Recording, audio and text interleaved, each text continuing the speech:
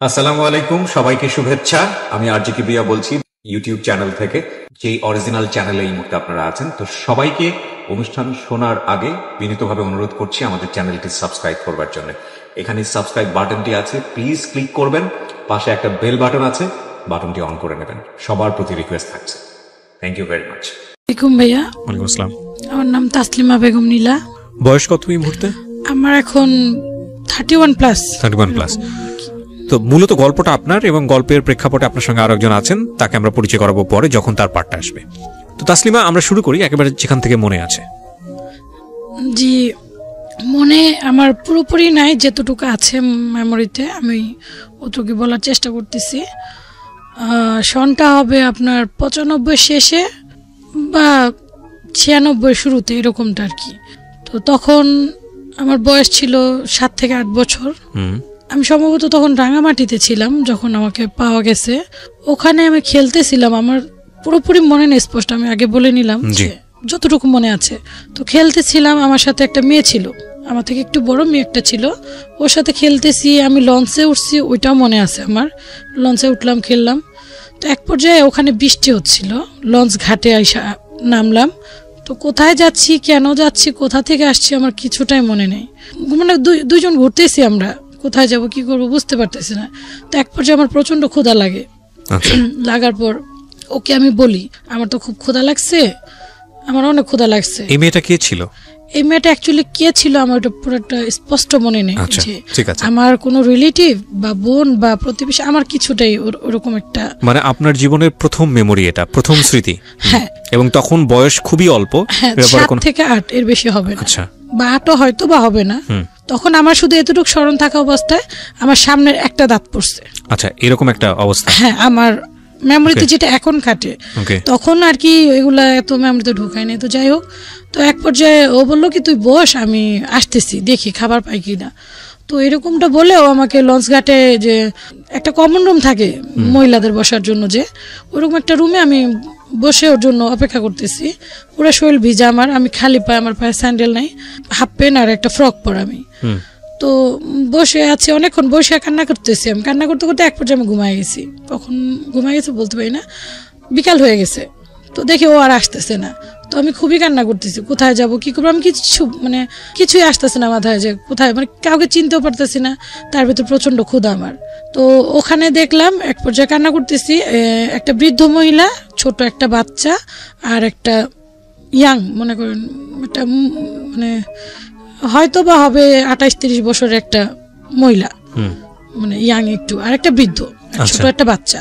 তো বৃদ্ধ মহিলাটা আমাকে জিজ্ঞেস করতেছে, তুমি কান্না করতেছো, কি হয়েছে তোমার?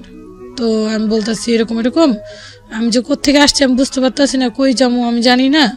তবে হ্যাঁ, আমার একটু একটু মনে আছে, আমি যেখানে আসছিলাম ওইখানে মাইনি বাজার আছে, কালাগুজা গ্রাম আছে, গুচ্ছ শিবির আছে, কিন্তু এগুলা কি কি আমি জানি না, এগুলা বলছি। ওরা বলতেছে তোর বাবার নাম কি? তো আমি বলতেছি বাবার নাম রহমত আলী নাইলে কেরামত আলী, কিন্তু ফরাজি আছে, ফরাজি আছে। আমি এতটুকু বুঝতে পারতেছি, আর কিছু জানি না, কান্না করতেছি। তো ওরা দুজন মহিলা, বৃদ্ধ মহিলা আর যুবতী মহিলাটা, দুজন কানে কানে একটু কিছু বললো আর কি, আমি শুনতে পাই নাই। তো কথা বলার পরে আমাকে বলতেছি আমাদের সাথে যাবি তুই? ওরা, আমি কিছু চিন্তা কিছুই করি না, আমি বলতেছি হ্যাঁ যাবো, আমার খুব ক্ষুধা লাগছে। তো ওনারা বলতেছে ভাত খাবি? পরে আমি বললাম হ্যাঁ। তো ওনারা কি করলো, যে কাউরে কিছু বলিস না, হ্যাঁ তুই আমাদেরকে চিনিস না বা কি, আমার খালা বলিস, ওনারে নানি বলিস। বৃদ্ধজনকে নানি বলতে বললো, ওনাকে খালা বলতে বললো।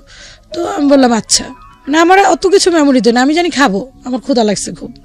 তো আমি ওনাদের সাথে গেলাম, যাওয়ার পর একটা হোটেলে নিয়ে গিয়ে আমাকে ডাল দিয়ে ভাত দেওয়া হইলো। আমি মানে এত ক্ষুধার্ত ছিলাম, এদিক ওদিক কোথাও তাকানোর সময় নেই, দিল আমি সাথে সাথে খেয়ে ফেললাম, আমার এত ক্ষুধা। খাইলাম, খাওয়ার পর ওনারা বলতেছে আমাদের সাথে যাবি? পরে না, কোথায় যাবি? পরে বলতেছে আমি জানি না তো কোথায় যাবো, আমি তো কিছুই চিনি না। বলতেছে আমার বাবার নাম এই পুরাটা মনে নেই, ফরাজি আছে এটা জানি আমি। আচ্ছা, ঠিক আছে, এরকম এরকম ওগুলা ওনাদেরকে বললাম। কিন্তু বাচ্চারা হারিয়ে গেলে তো কান্নাকাটি করে? আমি কান্না করতেছিলাম। আচ্ছা, আমি কান্না করতেছিলাম, তবে বেশি কান্না করতেছিলাম, আমার প্রচন্ড ক্ষুধা লাগছে তখন। মানে আর কিছু মনে না, মানে এখনো আমার প্রায় ওই স্মৃতিগুলো নেগেটিভের মতো, মনে করেন মাথায় কেমন যেন একটা বাড়ি লাগে আমার। তো যাই হোক, ওনারা বললো কি আমাদের সাথে যাবি? তো বললাম হ্যাঁ যাবো। আমাকে বাবা মার কাছে পৌঁছায় দিবেন। বলতেছে কিভাবে পৌঁছাবো, কোথা থেকে আসছিস, কিছু আমরা তো কিছুই জানি না, তুই যেগুলো বলতেছিস আমরা এগুলো চিনি না বাবা। কোন জায়গাটায় হয়েছে এটা মনে আছে? এটা আমার এখনের মেমোরিতে যেটা আসে এটা সম্ভবত রাঙ্গামাটি ছিল, সম্ভবত Rangamati, I am not sure. Okay. তো ওইখানটা এরকম, তো ওনার বলে আমাদের সাথে যাবি, তো বললাম হ্যাঁ যাবো, কারণ আমি যখন কোথায় যাব কিছুই জানি না, বুঝতে পারতেছি না।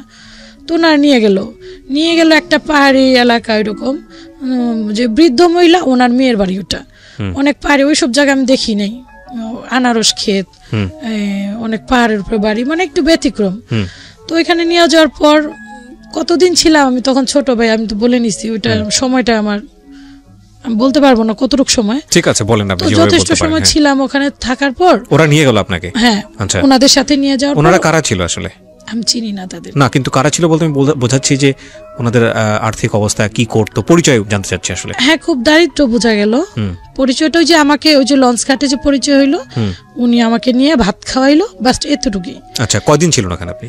ওইটার সময়টা আমি গণনা করতে পারতেছি না। আমরা সিরিয়ালি যাই, স্টেপ বাই স্টেপ। তারপর হ্যাঁ, তো ওইখানে অনেকদিন ছিলাম, হয়তো বা কতদিন আমি বলতে পারবো না, ছিলাম ওনাদের সাথে। তো বৃদ্ধ মহিলাটা বললো, দেখ এটা তো মেয়ের বাসা, আমি বেড়াইতে আসছিলাম, আমি তোকে ঢাকা নিয়ে যাব, বুঝছিস, ঢাকা যাব, ঢাকা যাওয়ার পর তোকে এক জায়গায় দিয়ে আসবো, ওখানে তোকে লেখাপড়া করাবে, খাওয়াবে, দাওয়াবে, খুব আদর করবে, যাবি?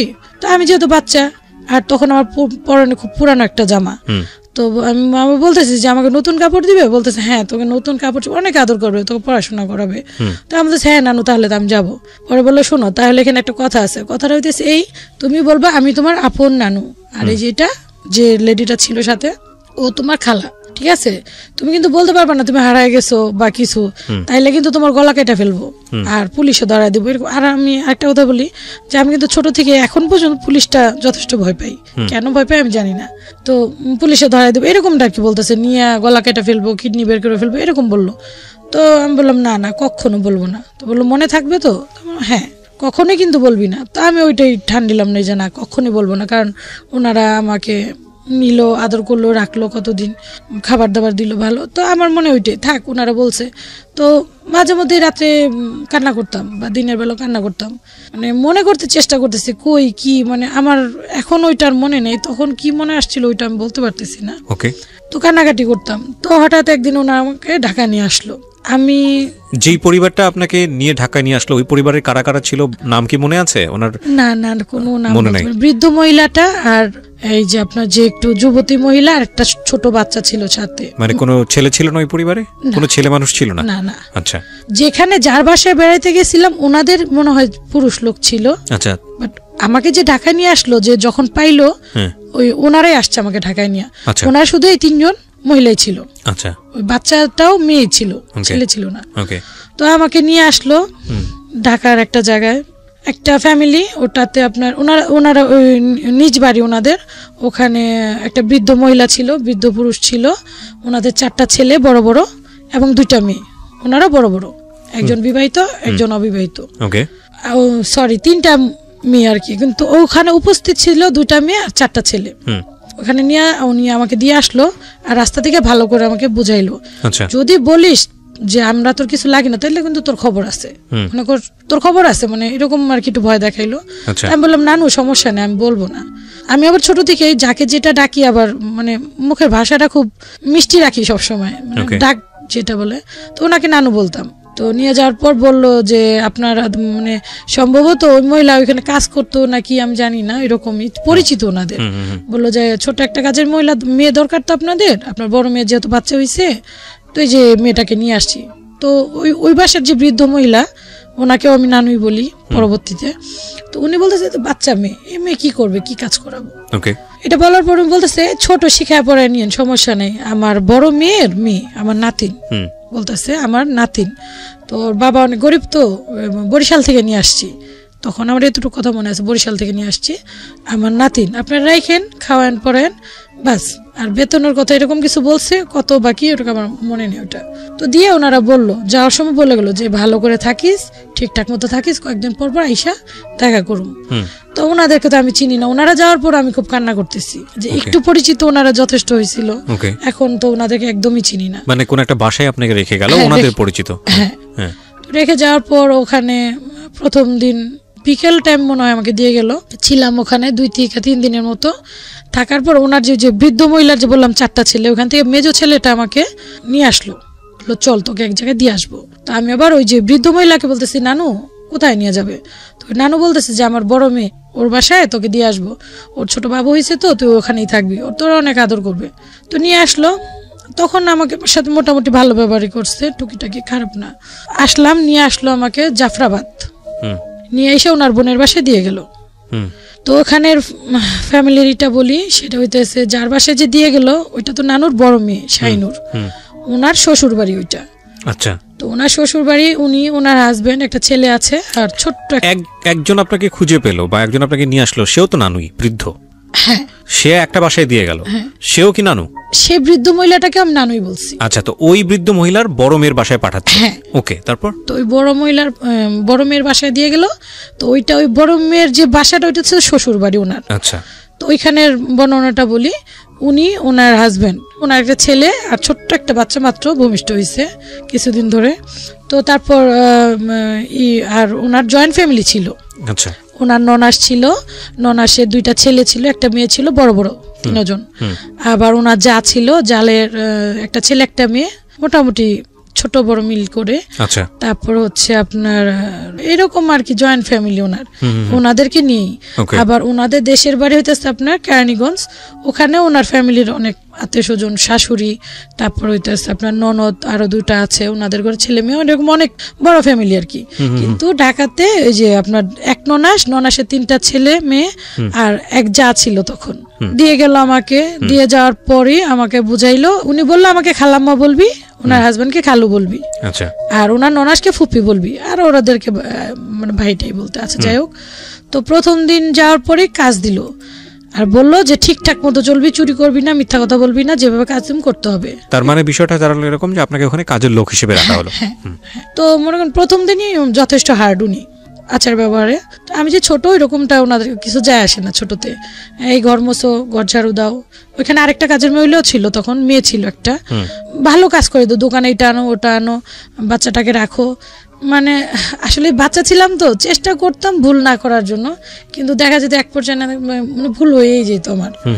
ঠিক আছে, তো এরকম টুকিটাকি ভালোই মারধর করতো। তখন একদম ভোরবেলা উঠাইতো, একদম ভোরবেলা, যে উঠা একদম বড় বাড়ি ছিল ওনাদের, পুরোটা ফ্ল্যাট ঝাড়ু দাও মোছো। তো দেখা যেত কি আমি ঝাড়ু দিতে দিতে খাটে নিয়ে ঝাড়ু দিতে যেতাম, ওখানে যায় না ভাই আমার চোখ লেগে যেত, আমি ঘুমাই যেতাম অনেক সময়।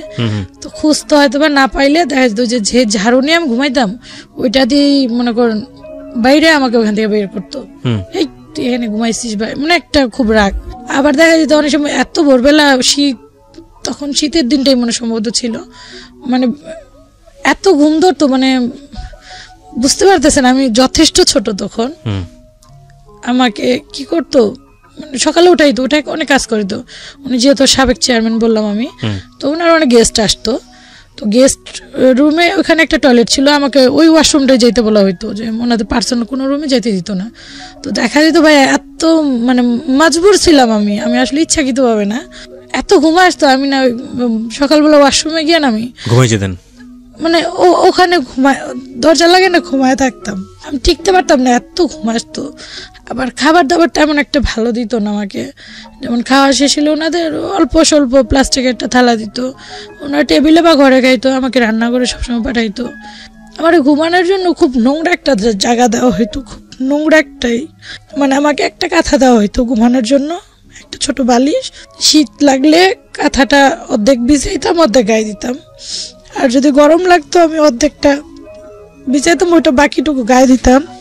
আর যখন অনেক শীত পড়তো, 2টা ওই যে চালের বস্তা আছে না, ওরকম 2টা দেওয়া হইতো আমাকে, যে ওইটা নিচে বিছা, যাতে ঠান্ডা না লাগে, ঠান্ডা লাগলে তো ওনাদের কাজ করতে সমস্যা হবে। তো এরকমটা চলতো। খাওয়া দাওয়া তো এরকম দেওয়া হইতো না, উনি ওনার ছেলেকে দেখতাম আদর করতো, যত্ন করতো। কিন্তু আমার চাহিদা কি ভাই, আমি যে হারাই গেছি বা কিছু, আমার মন চাইতো যে মায়ের মতো যদি কেউ আদর করতো আমাকে, বা আমাকে যে দেখি ওনার ছেলেকে উনি পড়াশোনা করায়, আমাকে যদি একটু পড়াইতো, বা মানে একটু আদর, যে উনি যদি একটু আদর করতো আমাকে, জাস্ট এরকম একটা চাহিদা ছিল। তো তো দেখতাম ওদেরকে অনেক কিছু খাওয়াইতো, যেমন দুধ খাওয়াইতেছে, ডিম খাওয়াইতেছে, বা নসিলা জেলি, এরকম কত কিছু, একটা বাচ্চাদেরকে কত কিছুই তো খাওয়ায়, কলা ফল ফ্রুট খাওয়ায়।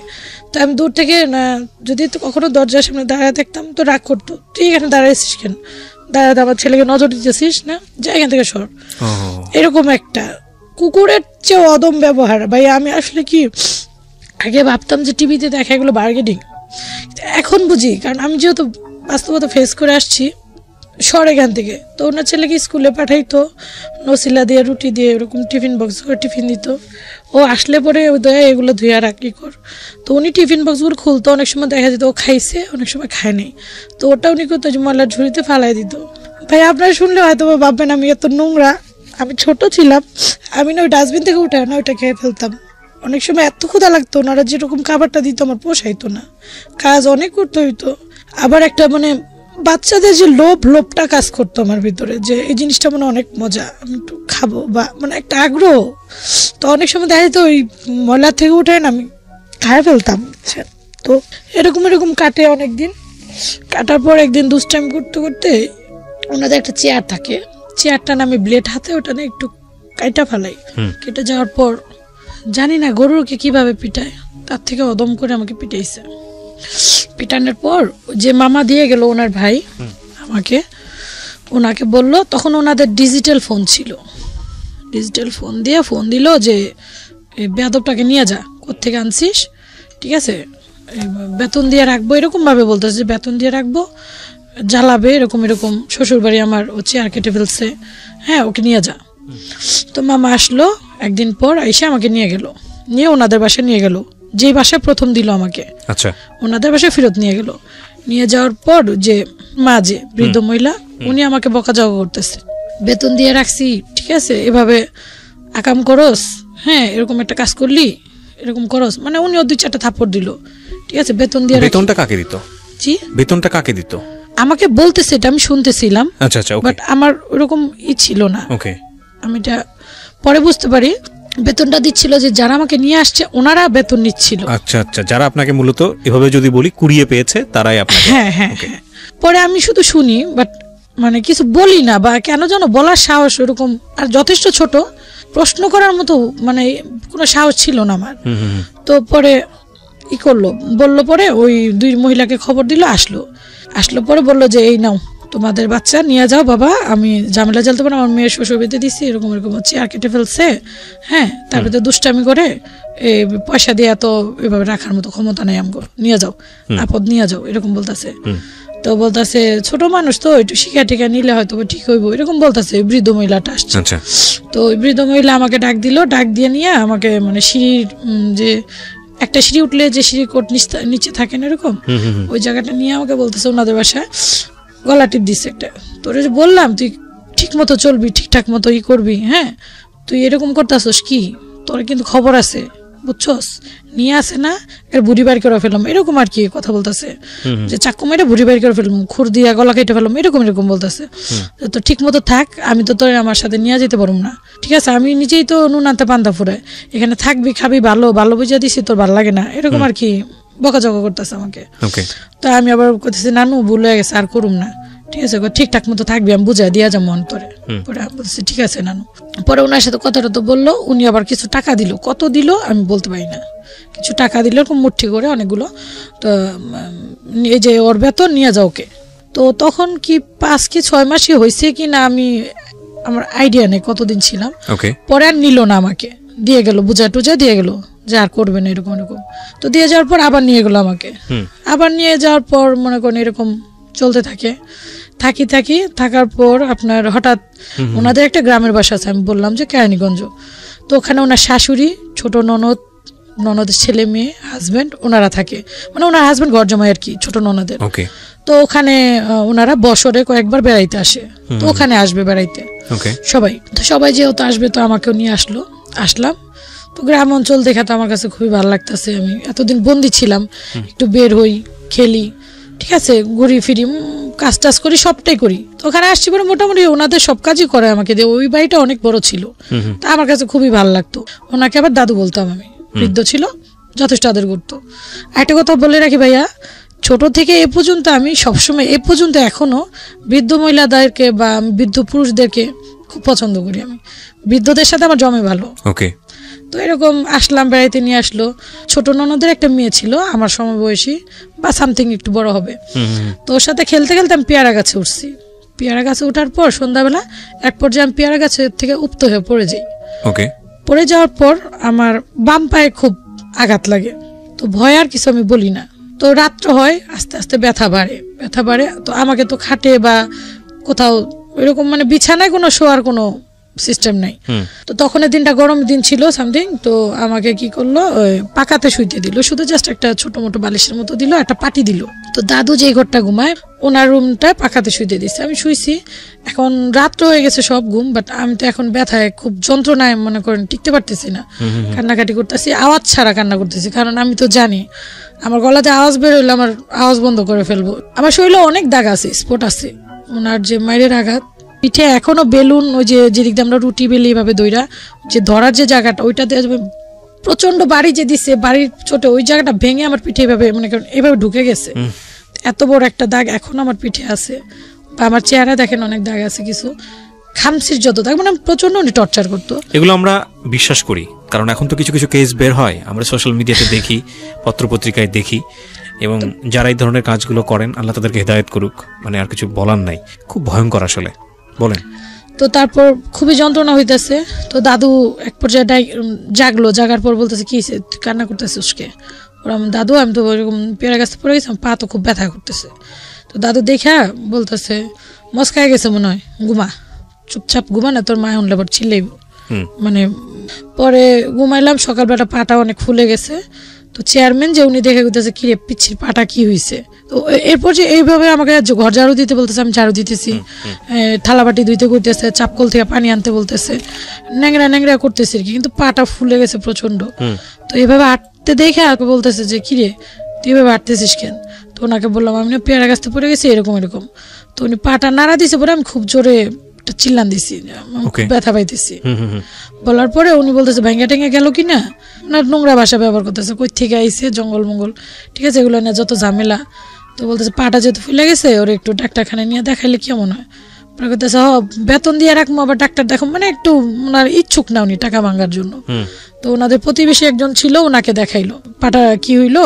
তো উনি দেখে বলতেছে পাটা তো ভেঙে গেছে, ধৈর্য দেখে, মানে আপনার ক্যামেরা আসবে কিনা আমি জানি না, এই জায়গাটা আমার পুরো ভাঙা, এই জায়গাটা আমি এখন সোজা করে হাঁটতে পারি না, বাঁকা করে হাঁটি অনেকটা, বাম পাটা এই যে দেখেন বাঁকা, আমি দেখতে পাচ্ছি। তো পরে বললো ভেঙে গেছে গা, তো কি করতে হবে, এটা বাইদা দিই আমি, ওই যে চটা না কি জানে বলে, লাঠির মতো দিয়ে ভিতরে দিয়ে বাইদা দিল।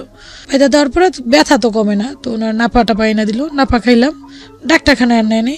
আর ওই ব্যান্ডেজ অবস্থায় দেখা যেতেছে আমাকে দোকানে পাঠাইতেছে, বা এই কল থেকে একটু পানি নিয়ে আয়, এই বিকালবেলা ঘরটি ঝাড়ু দে, টুকিটাকি চলতেছে, করতে করতে দেখা যেতেছে ব্যান্ডেজটা যখন খুলছে দেখতেছে ওনারা পাটা যে হাড্ডিটা, যে এই যে হাড্ডিটা সোজা হয়ে বসে নেই, বাঁকা হয়ে রয়েছে, উঁচা হয়ে আছে। আমি এখনো বেশিক্ষণ হাঁটতে পারি না। তো ওনার দেখার পরও কোনো অ্যাকশন নিল না, কিছুই করলো না, ভেবে বেরোলো। তো এক পর্যায়ে আমি ঠিক হয়ে গেলাম, কিন্তু অনেক কষ্ট হয়েছে। আমি যেরকম সহজভাবে বলতেছি, আসলে ওই সময়টা এত সহজভাবে কাটেনি, এতটা সহজ ছিল না, অনেক কষ্ট হয়েছে আমার। পরে গেল, ওইভাবে গেল, এখান থেকে ঢাকা ফেরত আসলো, আসার পর ওনারা বাসা চেঞ্জ করলো, চেঞ্জ করে নতুন একটা বাড়িতে গেল, ওনারা ভাড়া থাকতো তখন। তো এরকম দুষ্টামি করি, আবার তখন দুষ্টামি করি, তো বাচ্চা তো বুঝেন, তো একটু দুষ্টামি করলে দেখা যায় মারধর ভালোই দিত আমাকে। তো একদিন ওই যে আপনার আগে অলিম্পিক কলম পাওয়া যেত, অলিম্পিক কলম দিয়ে লেখা হইতো, তো ওই কলম খালি পাইলে আমি ওগুলো টোকায় টোকায় সংরক্ষণ করতাম। আবার যে কোকের ছোট ছোট মুখা, আমার খেলাটা খুব পছন্দনীয়, মানে একটু খুব দুষ্ট, বেশি দুষ্ট, নিজের বেশি ভালো বললে ওইটা হবে না, যেটা সত্য সেটাই বলতে হবে, যথেষ্ট দুষ্ট ছিলাম।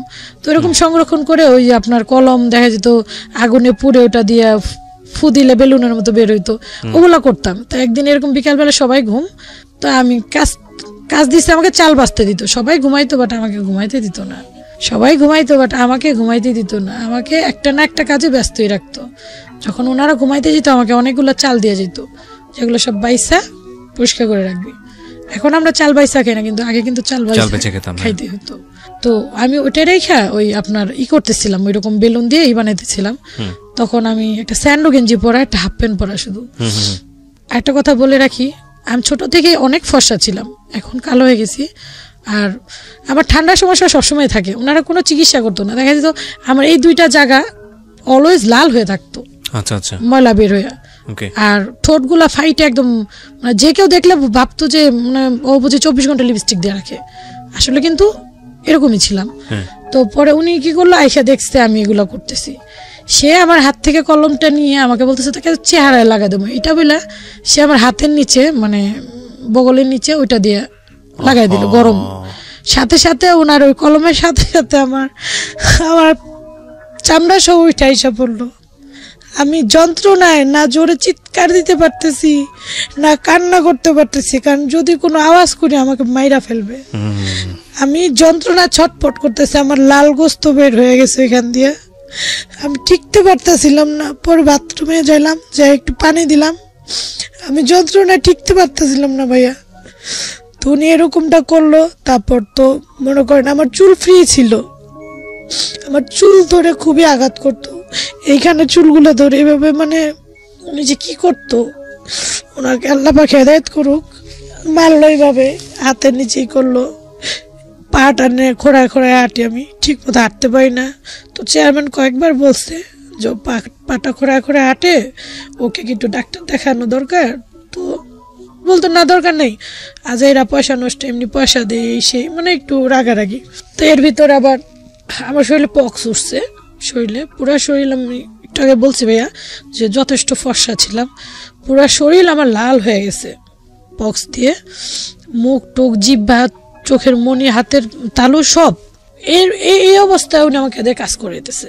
তো শরীরে খুব জ্বালা পোড়া হইতো, শুধু একটা ছোট্ট একটা শর্ট একটা হাফ প্যান্ট পরে কাজ করতাম। কাজ করতেছে কিন্তু আমার হাতের তালুগুলা তো মনে করেন পক্স দিয়ে ভরে গেছে। তো গরু মাংস রান্না করছে, এত বড় একটা কাছের বাটি তেল দিয়ে ভরা, আমাকে বলতেছে এটা রান্না করে রেখাইতে গেছে, আমার হাতেতে ভাই এটা পক্সের ওগুলাতে একটু ঝোলগুলা লাগছে, জ্বলে উঠছে, মানে আমিও বুঝতে পারিনি, স্লিপ কেটে পড়ে গেল, বাটিটা ভেঙে গেল। ভেঙে যাওয়ার পর মনে করেন বাটিটা ভাঙছে, মানে এটা মনে হয় যেন আমি যেন মানে একটা বিল্ডিং ভাঙলেও মনে হয় এরকম না, পিঠা মানে কেউ মারবে কিনা আমি জানি না। তো যথেষ্ট পরিমাণ মারধর হলো শরীরের উপরে। হ্যাঁ, ওগুলা ফাইটা দেখা গেছে, রক্ত বের হয়ে গেছে, পক্স গুলো ফাইটা রক্ত বের হয়ে গেছে আমার। বাট ওনার কোনো মায়া হইতেছে না, উনি মারতে আছে আমাকে। This is very unfortunate cause তারপর আজকে হয়তো এই গল্পটা অনেকের অন্তর কাঁদাবে, এবং এমন কোনো মানুষ আছেন যিনি হয়তো বাসায় এরকম বাচ্চাদের রেখে অত্যাচার করেন, তারও হয়তো অন্তরে লাগবে। বাট ম্যাক্সিমাম ক্ষেত্রেই এই ধরনের ঘটনা ঘটে মূলত একটা কারণে, সেটা হলো কোনো একটা বাচ্চাকে যখন রাখা হয় তখন ধরে নেওয়া হয় ওকে যে তুমি পয়সা দিচ্ছি, ওকে যা বলবো ও তাই শুনবে। আমরা ভুলে যাই ও একটা মানুষ, ওর নিজস্ব চাহিদা আছে, ও মেশিন না, ওর একটা বয়স আছে, এবং এই বয়সে 8-10টা বাচ্চার মতো ওর মনের মধ্যেও দুষ্টুমি করতে ইচ্ছা করে, ওরও নিজস্ব চাহিদা আছে। কিন্তু আমরা মনে করি আমাদের জায়গা থেকে পয়সা দিচ্ছি, ওকে দানবের মতো কাজ করতে হবে, ওকে যন্ত্রের মতো কাজ করতে হবে। এবং যখনই এটার ব্যত্যয় ঘটে, এটা যে কি পাশবিক অবস্থায় রূপ নেয় সেটা আপনারা যারা পত্রপত্রিকাতে চোখ রাখেন, সোশ্যাল মিডিয়াতে যারা দেখেন, মাঝে মাঝে এরকম ভিডিও বের হয় যে গৃহকর্মী বের হয়েছে বাসা থেকে, তাকে চেনা যাচ্ছে না, এটা কি মানুষ না অন্য কিছু, শরীরের এমন কোনো জায়গা নাই সেখানে স্পট নাই। এবং আশ্চর্যজনকভাবে হলেও সত্য যে এই যে যারা অত্যাচার করে তারা কারা জানেন? তাদের মধ্যে কেউ আছে বিশ্ববিদ্যালয় পড়ুয়া, তাদের মধ্যে কেউ আছে জাতীয় ফিগার, ন্যাশনাল ফিগার, তাদের মধ্যে কেউ আছে মানে যাকে যিনি অনেক মানে চিন্তাই করা যায় না সেই রকম ধরনের মানুষ।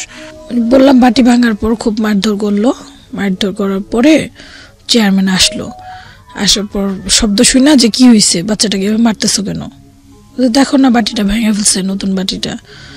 তো চেয়ারম্যান খুব রাগ হয়ে ওনাকে হালকা করে একটা চড় মারে, যে মেয়েটা ওয়াইফকে চড় মারে, যে তুমি কি মানুষ, তুমি এভাবে কেন বাচ্চাটাকে মারতেছো, দেখতেছো ওর শরীরে রক্ত বের হইতেছে, ওর পক্স হয়েছে, অসুস্থ, প্রচন্ড জ্বর শরীরে তখন, তো তুমি এই অবস্থা কিভাবে মারতে পারলা, তুমি দিলা কেন, ওর হাতে তো পক্স দিয়ে ভরা, তুমি ও বাচ্চাটা বাটিটা নিবে কোথায়, এরকম বলে একটা হালকা করে চড় মারলো। পরে তো উনি খুব রাগ হইলো যে তোর জন্য আমি মার খেলাম না, তোর তো এই বাসায় আর জায়গায় হবে না, এরকমটা বললা ওনার মাকে, মানে ওই যে বাসা প্রথমে দিয়ে গেছিল বৃদ্ধ নানুকে ফোন দিল, ডিজিটাল ফোন ছিল ওনাদের, ফোন দিয়ে বলতেছে মা এরকম এই বাদরটাকে নিয়ে যাও, ঠিক আছে, বাদরটা অনেক জ্বালায়, খুব দুষ্টামি করে, ঠিক আছে, বেতন দিয়ে টাকা দিয়ে কি রাখ, দরকার নেই, এটা ঝামেলা।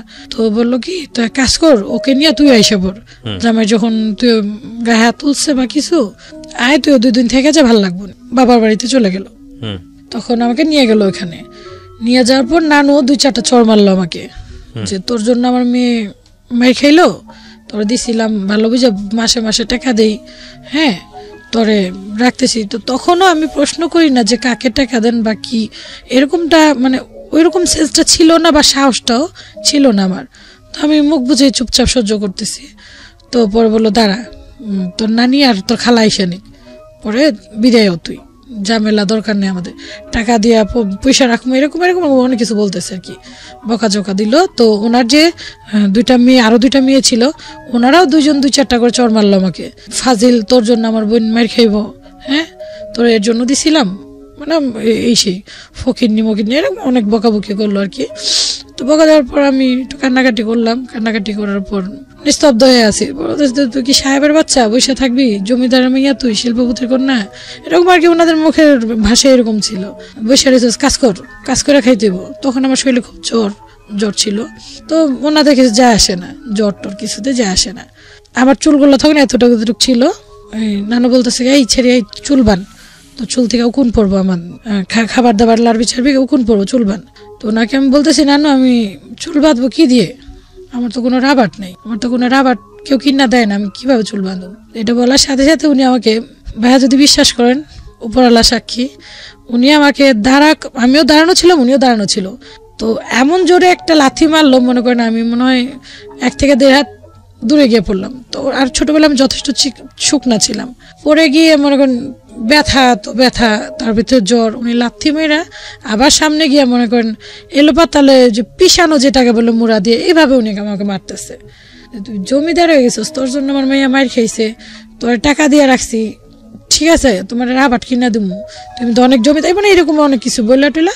পরে সিঁড়ির নিচে কার্পেট ছিল, আমাকে দেখাইতেছে ওই যে সুতা ঝুলতেছে, ওইখান থেকে একটা সুতা বাইর করে টান দিয়া চুল বান তা কাম কর। তো মনে করেন ভাইয়া কি যে বলবো, হাসবো না কাঁদবো, কান্না করতে করতে ক্লান্ত হয়ে গেছি, অনেক কান্না করছি জীবনে। তো এইভাবে আমার দিনগুলা কাটলো। পরে ওই মহিলারা 2-3 দিন চলে গেল, আসতেছে না, যারা আমাকে দিয়ে গেল। তো এরকম একটা সন্ধ্যার কথা, হঠাৎ আম্মু ওরা সবাই ওনার চাচিদের ঘরে গিয়ে গল্প করতেছে। এক বিল্ডিংই, মানে 2টা ইউনিট, এক ইউনিটে ওনার চাচিরা থাকে, এক ইউনিটে যে মুরব্বী শাহিনুরের মা বাবা ভাই বোন থাকে। তো ওনাদের ঘরে সবাই আড্ডা মারতেছে, আর বাচ্চাগুলো কিনে আমি খেলা করতেছি, সন্ধ্যাবেলা ওদের কিনে দৌড়াদৌড়ি খেলতেছি, বরফ পানি এরকম খেলতেছি ফ্ল্যাটের ভিতরে। তো লুকোচুরি যখন খেলতেছি, এক পর্যায়ে আমি রান্নাঘরে গিয়ে লুকাইছি। তো যেমন বোনটা ছোট, যে চেয়ারম্যানের যে মেয়েটা হয়েছে ছোট, ওই মেয়েটা টুকি টুকি তখন হাঁটতে পারে। তো ও আমাকে খুঁজতে গেছে, আমি দরজার পিছন পলাইছি, পরে ও মানে আমাকে দেখবে বলে আমি জোরে দরজা ধাক্কা দিয়ে ফেলছি, যেতে না দেখে। ওকে গিয়ে দরজার ধাক্কাটা লেগেছে? না ওর লাগে নাই, দরজা ধাক্কা দেওয়ার কারণে দরজার পিছনে একটা পাটা ছিল, ওইটা পরে 2 টুকরা হয়ে গেছে। আচ্ছা, পাটা, হ্যাঁ, ওর শরীরে কিছু হয়নি। তো এটা হওয়ার পর তো মনে করেন মানে আমি তো মানে কি বলবো, মানে মনে হইতেছে যে মাটি যদি 2 ভাগ হইতো আমি মানে ভিতরে ঢুকে যেতাম ভয়। আমার তো শেষ, আজকে আমার তো খবর আছে। তো ভয়ে আমি যে কি করব, মানে টেনশন এত, মানে আমি কিছু বুঝতে পারতেছি না। তখন কিছু না পাইরা নানু ঘরে আসছে, পরেই সাথে সাথে আমি নানুর পায়ে জড়ায় দইরা কান্না করতেছি, নানু আমার মাইরেন না, নানু ভুলে গেছে, নানু আমি এরকম করবো না, নানু আমার বাবা মা নাই, কেউ না, আমাকে মাইরেন না নানু। তো এরকমটা বলতেছি, নানু বলতেছে এই ছেড়ি ফাইজলামি করস, নাটক করস, তোর বাপ মা সব আছে, তুই আমার জিনিস নষ্ট করে তোর তো আজকে শেষই করে ফেলাম, এরকম। কিন্তু মারে নাই, তখন বলতেছে শুধু মারবে। তো এরপরেই ওনার মেয়ে আসছে, কি হয়েছে মা চিল্লাইতেছ কে? তখন খালাম্মা বলতাম ওনাকে, খালাম্মা মাইরে না, আমি ইচ্ছা করে করি নাই, নাবিলা গেছে এরকম, নাবিলা আমাকে দেখবো পলাইতে গেছি, এরকম পড়ে গেছে, খালাম্মা মাইরেন না, আমার বাবা নাই, মানে এরকমটা আর কি বলতেছে একতি মিনতি। তো উনি আবার নোটিস করলো কথাটা, কি তোর বাপ মা নাই মানে? তোর নানি যে প্রতি মাসে এসে সে টাকা নিয়ে যায়, তোর খালা আসে, ওরা কে তাইলে? পরে আমি ওনাকে ডিটেলসটা বললাম, ভয়, শুধু ভয়, মায়ের খাওয়ার ভয়ে ওনাকে আমি বলে দিলাম যে আসলে ওনার আমার কেউই না, এরকম ওনার আমাকে করে পাইছে। সবার ছোট বোনটা, উনি তখন ইউনিভার্সিটিতে পড়ে, উনি বলতেছে যে থার্ড ক্লাস ফালতু ছেড়ি ফকিন্নির বাচ্চা এরকম বলতেছে, এতদিন ধরে যে ওনাদেরকে আমরা টাকা দিয়ে আসতেছি, তুই বলবি না আমাদেরকে, বলস না, দেখে দেখতো প্রতি মাসে কতগুলো টাকা দিস ওনাকে, এখন তো তোরা পিটাইতে মন চাইতেছে, তুই এখন বলতেছস আকাম করে, এখন বলতেছে এরকম আর কি বকাঝকা করতেছে। ছেলের বাপ মা বলে নাই, যাই হোক ভালোই হয়েছে, একবারে রেখা দিমনি। তা আমাকে বললো যে ওনারা আসলে তুই সামনাসামনি বলতে পারবি তো? তা আমি বলতেছি হ্যাঁ বলতে পারবো। তো এরকম 3-4 দিন যাওয়ার পর ওই মহিলারা আসলো, আসার পর ওনারা আসছে, পরে বলতেছে কি হয়েছে, কি করছে ও, আমার নাতিনটা কি করছে, দুষ্টামি করছে, আবার নিয়ে আসছেন এরকম। তো ওনারা কিছুই বলতেছে না, চুপচাপ থেকে একটু পর উনি বলতেছে যে তোমরা মানুষের কই থেকে এই ছেড়ি লয়ে আইসো, এই ছেড়িরে কিডন্যাপ করে লয়ে আইসো না চুরি করে লয়ে আইসো, তোম করে পুলিশে দিমু, মামলা করুম, আবার প্রতি মাসে আমি থেকে টাকা নিতেছো ছেড়ির লিগা, হ্যাঁ ফাইলাম করো, এরকম বকাঝকা করতেছে, পুলিশে দিমু। পরে করতেছে না আমরা তো পাইছি, হয়তো আইতে চাইছে লিগা ওরে নিয়ে আইছি, আমরা তো ইচ্ছা করে আনি না, ওইটা আইতে চাইছে, ঠিক আছে। তো আমাকে চোখ ঘুরাইতেছে আবার একটু, মানে ওনাদের চোখের আড়ালে আমি তো তাকাই রয়েছি, মানে তোর খবর আছে তুই বললি কেন, এরকম একটা ভাব আর কি ওনাদের ফেজের যে ভাবটা। তো আমি ওনাদের তাকাই আবার ভয়ে পিছনে, মানে ওনাদের সামনে যেতেছি না, একটু দূরত্ব বজায় রাখছি, দাঁড়ায় রয়েছি। তারপর নানা বললো যে তোমরা যাও এখান থেকে, এই মাইয়া আমরা রাখছি, আমরা রাখবো, আমরাই পালুম, ঠিক আছে, তোমরা যে এতদিন টাকা নিছো তোমাকে ছেড়ে দিলাম, আর নেক্সট কোনোদিন যদি আসো এই ছেলের অধিকার কাটাতে সোজা পুলিশে দেবো, কারণ বাচ্চা তোমরা আনছো, আমরা বলতে পারলাম যে আমরা তুমি আমাদের কাছে দিয়ে গেছো, আমরা মাসে মাসে বেতন দিয়ে রাখছি, বেতনের টাকা তুমি খেয়েছো, এরকম এরকম বললো। তো মোল্লা বললো ঠিক আছে আমরা আর আসুন না, যেমন আপনারা করেন গা, বলতেছে এই ছেলে পুলিশের কাছে দিয়ে দেবো, হস্তান্তর করে পুলিশে বুঝবো নি। তো ওনাদের কাছে এরকম বললো, ওনারা চলে গেল। ভাইয়া আজও গেল কাইলও গেল, আজ পর্যন্ত আর তো তাদের কোনো আমি অস্তিত্ব দেখি নাই, শুনি নাই, বুঝি মানে কিছুই না, আর দেখি নাই, ওনাদের চ্যাপ্টার এখান থেকেই শেষ। তো নতুন আমার একটা স্টোরি শুরু হলো যে এখন ওনাদের বেতন টেতন দিতে হবে না, প্রাইভেট প্রপার্টি যেরকমটা হয় ওরকম ভাবে আমাকে ব্যবহার স্টার্টিং। তখন তো মনে করেন একটু মানে বেতন টেতন দেওয়া তো একটু যতটুকু হোক ছিল, এখন যেমন মানে টর্চারের মাত্রাটা একটু বেড়ে গেল গা, এখন যেমন আগে থেকে একটু বেড়ে গেল, কারো ধার ধারি না, মানে জবাব দেওয়ার তো কোনো জায়গা নাই, যা ইচ্ছা করতে পারি। সে লাথি মারলো, আমি কই পড়লাম, মাথা ফাটলো না কপাল ফাটলো না ঠোঁট কাটলো, মানে কিচ্ছু যায় আসতেছে না, কাজ করাইতেছে তো করাইতেছে, খাওয়া দাওয়া ওই একটা কুকুর পাললেও যেরকম 3 বেলা একটু একটু খাবার দেয়, মানে বাঁচতে পাওয়া হইলেই হয়েছে যথেষ্ট।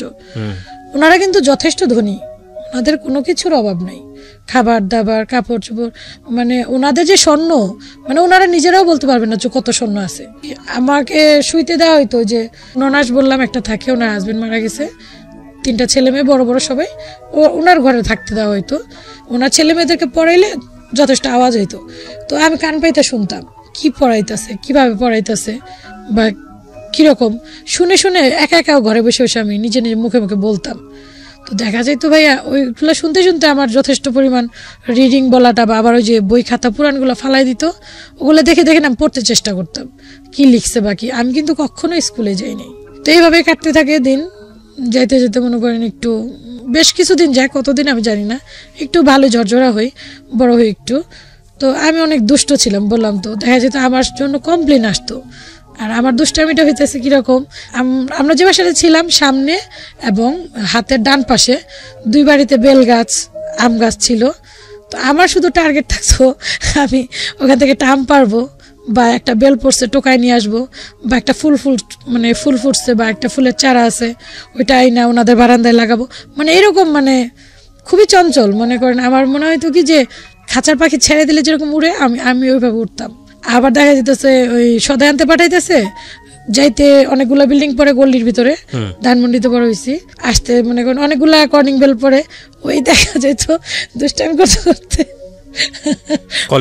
প্রত্যেকটা বাড়ির একটা করে কর্নিং বেল টিপতে এমন ভাবে হাঁটতাম আমি কিছু জানি না। তো দুষ্টামি করতাম, এনজয় করতাম, এগুলাকে ভালো লাগতো। আর আমার সাথে তো খেলার মতো কেউ ছিল না, ওনাদের ছেলে মেয়েদেরকেও যথেষ্ট মানে খেলার যে সময় থাকতো দিত না, একটু মানে ওনারা বলতো যে ওর কেউ নাই, এক প্রকার আমাকে মানে গালিও দিত একসময়, বাস্টার্ড বলে।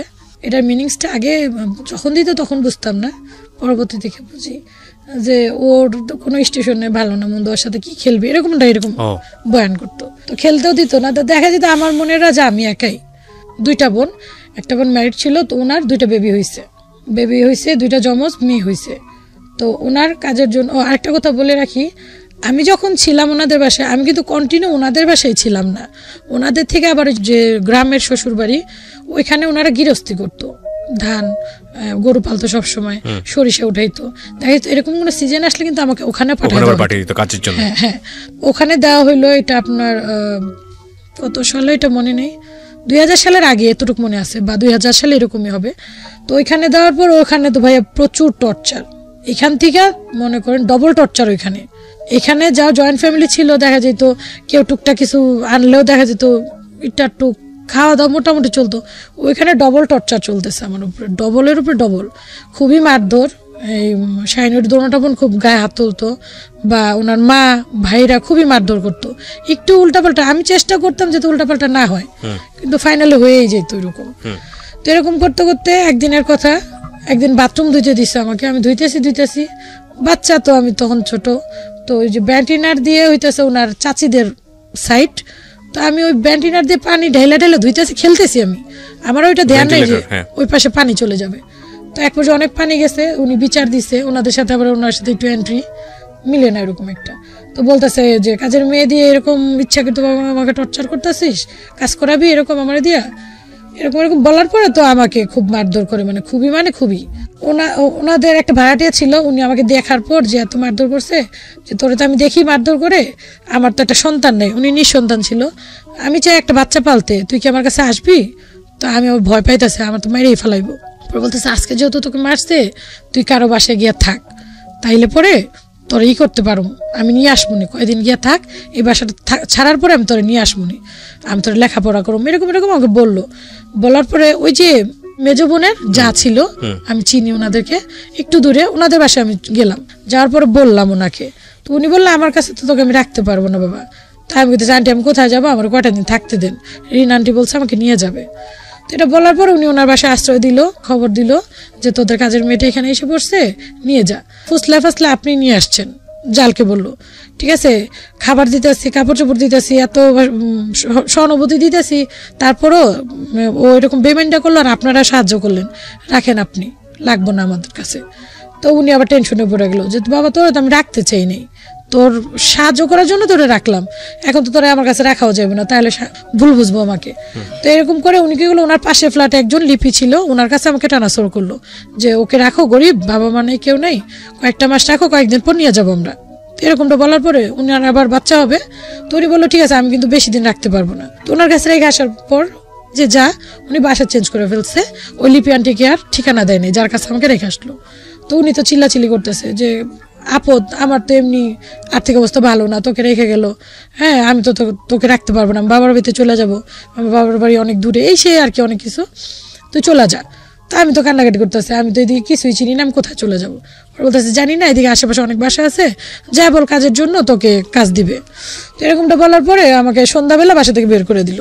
আমি তো কান্নাকাটি করতেছি, তারপরেও বের করে দিল যে দেখ কোথাও কাজ পাবি, আমি সকাল ভোরে মার বাসায় চলে যাবো, আমার ডেলিভারির সময় চলে আসছে, মার বাসায় আবার ফেরত আসি। আসার পর হাতে পায়ে ধরে কান্নাকাটি করি যে ভুল হয়ে গেছে, আমাকে আবার রাখেন। হ্যাঁ রাখেন, মানে যে প্রত্যাশায় আপনি বের হয়েছিলেন বাড়ি থেকে, আসলে সেটা হয় নাই, উনি আর নেয় নাই আপনাকে? না, আমাকে নেয় নাই। হাতে পায়ে মাপ চাওয়ার পর উনি বললো তুমি যেখানে কাছে তোমাকে দিয়ে আসবো। তো তখন বাচ্চাদের যত্ন টত্ন সবই আমার করতে হইতো, কাঁথা কাপড় ধোয়া হইতো, এভরিথিং আর কি। তো ওরা মোটামুটি ঝরঝর হয়ে গেছে, তুমি চলে যাও। চলে যাওয়ার পর যে ওনার ননাস বললাম, ওনার ননাসের ছেলে টেলে সব সহ আমাদেরকে গ্রামে পাঠাই দিল। গ্রামে মানে সেটেল হয়ে গেলাম আমরা গ্রামে, কেরানীগঞ্জে। তো ওখানে আসার পর মানে একটা পরিবারের পুরো দায়িত্বটাই আমার উপর, রান্না বান্না হইতে এভরিথিং মানে ইন টোটাল সবই আমার উপর ডিপেন্ড।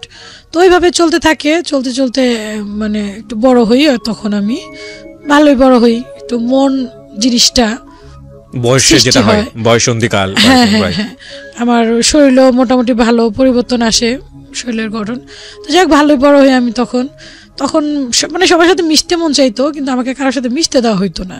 তো এমন অবস্থায় চাচতো ভাই ছিল পাশেই, উনি বিয়ে করে, তো ওনার ওয়াইফের সাথে আমার রিলেশনটা খুব ভালো হয়। আমার সমবয়সী ছিল তখন, 2004 সালে সম্ভবত আমরা ঢাকা থেকে আসছি, আর রিলেশনটা হয় 2006 সালে। তখন আমার 16 বছর বয়স সম্ভবত। তো এরকম অবস্থায় ওর সাথে রিলেশনটা ভালো, আবার চাস্তো বোনের সাথেও সম্পর্ক ভালো। তো ওনাদের সাথে আমাকে মিশতে দেওয়া হইতো না, রাগ করতো ওনারা যে মানে বাসা থেকে বের হবা না, মানে ওনাদের কাজ করো কিন্তু কারোর সাথে মিশামিশির দরকার নেই। আমি যে বড় হয়েছি, যুবতী হয়েছি, তো আমার নিজের একা দায়িত্বে নিজেকে মানে সতী রাখতে হয়েছে, অনেক কষ্ট হয়েছে আমার। এখানে অনেক আত্মীয় স্বজনরা মনে করেন অনেকভাবে আমাকে চেষ্টা করছে, অনেকভাবে আমি বিশ্লেষণ দিতে গেলে অনেক সময়। তো আমরা বুঝে নিব আর কি, যেভাবেই হোক না কেন আল্লাহ আপনাকে সেভ করেছেন, সেভ করছে। কারণ একটা মানুষ, একটা মেয়ে যার সে অর্থে ব্যাকআপ দেওয়ার মতো কেউ নেই, সে অর্থে ফ্যামিলি ব্যাকগ্রাউন্ড নেই, এরকম একটা মানুষ এরকম একটা পরিবেশে বড় হচ্ছে, সেখানে কি ধরনের সমস্যা তাদের হতে পারে আমাদের দর্শক যারা আছে, শ্রোতা যারা আছে তারা বুঝে নেবে।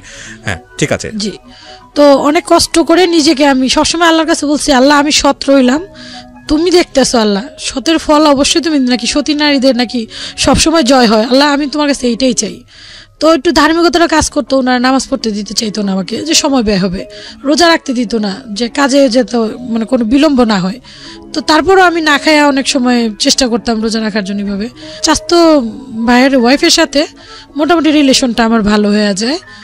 তো ভালো হওয়ার পরে তো একদিন হঠাৎ এরকম ওনারা মানে যখন আমি বড় হই তখন আরেকটা কথা না বললেই নয়, এক রিলেটিভ ছিল আমাকে খুব পছন্দ করতো, তো আমাকে প্রপোজ করার পর কোনো আনসার দিই না আমি, মানে আবার নাও বলি না, তো মানে বন্ধুর মতো থাকতে পারে এরকমটা বলি। তো ছেলেটা আমাকে যথেষ্ট লাভ করতো, ওইটা আমার লাইফে ফার্স্ট লাভ ছিল ভাইয়া, আমারও খুব ভালো লাগতো। তো তারপর আর কি ওই ওনাদের বাসা থেকে গেলো একদিন সন্ধ্যার ঘটনা, বাসা থেকে বের হয়েছি একটু, রাস্তায় কারেন্ট ছিল না, এর জন্য ওনারা খুব নোংরা ভাষা গালাগালি করছে। তো তখন যেহেতু বড় হয়েছি একটু মাইন্ড জিনিসটা কাজ করতো, তো আমি না বললাম কি খুব রাগারাগি করলো, তো আমি বললাম তো যে আমি বাসাতে যাবো গা, কি হয়েছে, হ্যাঁ খালি সবসময় এরকম করে, আমি কি করলাম, মানে দাদুর সাথে ওনার সাথে একটু তক্ক করলাম। তো ওনারা খুব রাগ হইলো, 2টা থাপ্পড় দিল, সাহস হয়ে গেছে, বড় হয়ে গেছে, লেঙ্গুর গজায় গেছে, এতদিন নেটা পড়তো কেউ আসে নাই, এখন তোমার বন্ধু গজায় গেছে, লাইলা পাইলা বড় করলাম, এরকম অনেক কথা। কই যাবি যাইলে আমাদের পায়ের নিচে ফিরত আসতে হবে। তো আমার কাছে তখন আর কি কখনো লাগে নাই, হয়তো আল্লাহর তরফ থেকে ওইটা খুবই লাগলো যে ঘুরা ফিরা ওনাদের পায়ের তোলে আমার জায়গা, ঠিক আছে আমি বাসাতে চলে যাবো, দেখি বাঁচতে পারি কিনা এরকম। তো বলতেছে যা কই যাবি, ঘুরা ফিরা আবার আসতে হবে। তো আমি কি করলাম, ভোরবেলা বাসা থেকে বের হয়ে গেলাম, রাত্রে এই ঘটনা, ননাসকে বললাম যে আমি চলে যেতেছি। তো বললো চলে যা জেনে মুছে যা। তো আমি কি করলাম, বাসা থেকে বের হয়ে গেলাম। বের হওয়ার পর ওই যে যার সাথে আমার রিলেশন ভালো, চেয়ারম্যানের চাস্তো ভাইয়ের ওয়াইফ, আমার সমবয়সী ছিল, ওর বাবার বাড়ি আসলাম, ওর বাবার বাড়িতে ছিল পাশাপাশি গ্রামই। তো আইসা ওরে বললাম আমি সবকিছু, বলার পর ও বলতেছে কি করছিস, আমাদের বাসায় আসছিস, এমনি তো তোর বাবা আমাদেরকে দেখতে পারে না, তো চাচুকে দেখতে পারে না, মানে চেয়ারম্যানের চাস্তো ভাই, ওনাকে চাচু বলি আমি, তো এটা তো বিশাল বিষয় হয়ে যাবে, তুই বাসায় জায়গা। তা আমি বলছি আমি গেলে তোমার মেরেই ফেলেবো, জানোই তো, আর আমি যাবো না, মরে যাবো, তো এরকম অনেক কিছু বলতেছি। তো চাচুরে খবর দিল, চাচু আইসা বলতেছে কিরে তুই এইখানে আসছস?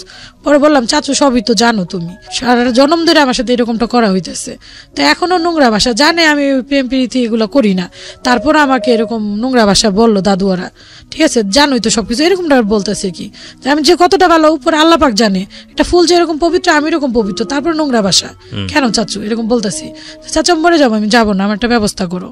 তারপরে আপনার ওনার মানে আমার চাচার যে মামা শ্বশুর ছিল 2টা, ওনারা মিলিত ভাবে কি করলো, চেয়ারম্যানকে ফোন দিল, আবার আমার চাচির মা 2 মামা মিলা ফোন দিল লাউড স্পিকারে দিয়া, যে আপনাদের মেয়েটা তো আমাদের বাসায় আসছে, আপনাদের মেয়েটাকে নিয়ে যান। তো চেয়ারম্যান বলতেছে ওরে জায়গা দিচ্ছেন কেন, ওরে বের করে দেন। ওরা ছোট থেকে এ পর্যন্ত পারলাম, মানে এর ভিতরে চিল্লাচিল্লি শোনা যাইতেছে, চেয়ারম্যানের মা চেয়ারম্যানের বোন, যে এতদিন খাওয়া পড়া বড় করলাম, মানুষের কথা শুনে বের হয়ে গেল গা, মানে ওনারা ইলজাম দিতেছিল আপনার চাস্তো ভাইয়ের ওয়াইফ চেয়ারম্যানের, আর চেয়ারম্যানের চাস্তো বোন কুলসুম, ওনার উপরে আর কি ইলজাম দিতেছে যে ওনারা বুঝি আমাকে বের করছে, আসলে কিন্তু না, একদম মিথ্যা কথা, আমি নিজের মর্জিতে আমি বের হয়ে গেলাম। যাই হোক এভাবে অনেক কিছু হইলো, ওনারা বললো যে না, চেয়ারম্যান বলতেছে না আমরা নিব না, ওকে বের করে দেন, ও যে এখানে মঞ্চে চলে যাক, আমরা ওর জিম্মা নিব না, অনেক পালছি, বিনা স্বার্থে অনেক পালছি ওরে, এরকমটা বললো।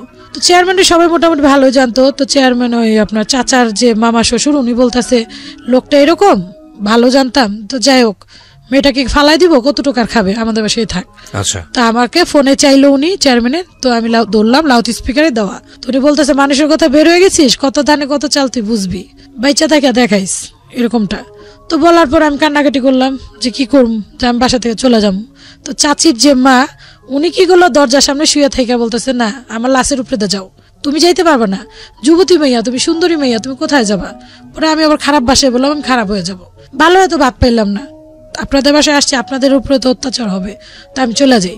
তো উনি বললো না দিব না, মানে আমার লাইফে উনি বিশাল একটা ভূমিকা রাখে আমাকে সেভ করার জন্য। আমার চাচির মা, চাচি, মামারা, চাচ্চু, মানে অনেক করছে আমার জন্য। আমার জানি না আমার শরীরে চামড়াতে জুতা বানিয়ে দিলে শোধ হবে কিনা। আমার চাচ্চু অনেকটা করছে, এখনো করে। তো পরে ওনারা কি করলো, ওনাদের বাসায় 1.5 মাসের মতো রাখার পর একটা মাদ্রাসায় আমাকে একটা চাকরির মতো দিল, কেয়ারটেকার হিসাবে। মাদ্রাসায় বাচ্চাদেরকে একটু দেখাশোনা করা, 1300 টাকা বেতন দিবে, এরকম টুকটাক খাওয়া দাওয়া ওখান থেকে। তো ওখানে আমি থাকি, ওইটা হইতেছে আপনার 2007 সালে মাদ্রাসায় আমি গেলাম। যাওয়ার পরে মাদ্রাসায় আপনি এই বয়সে কি পড়তেছিলেন? মাদ্রাসায় আমাকে একটা মানে বাচ্চাদের দেখাশোনা, একটা গেটের দায়িত্ব হিসাবে আমাকে ওনারা, মানে ওনাদের কাছে তো রাখতে পারতেছে না, ওনারা কিভাবে রাখবে একটা যুবতী মেয়ে। আমি এভাবে বলছি মামারে, চাচুর যে মামা শ্বশুর, যে মামা আমাকে একটা কাজ দেন, আমি একটা কাজ করি, আপনাদের বাসায় কিভাবে থাকবো? তো উনিও বললো, মাগো তুমি একটা যুবতী মেয়ে, তোমরা কিভাবে রাখবো, কি পরিচয় রাখবো? তো ওনারা চেষ্টা করছিল এমনিতে বিয়ে দেওয়ার জন্য অনেক। তো আমি রাজি হইনি ভাইয়া। ওনারা হয়তোবা ভাববে যে চেয়ারম্যান বাড়ির যে ওরে হয়তোবা বিয়ের জন্য চলে গেছে, এরকম নোংরা একটা কিছু। ওনারা যেহেতু নোংরাই করতো, তাই যেত অনেক ছেলেপেলার পিছু নিত আমার বাইরে কাজে টাজে গেলে। তো ওনারা ভাবতো যে ছেলেদেরকে বুঝে আমি ইনভাইট করছি। তো ওনাদের ধারণা ছিল আমি কিছু করছি।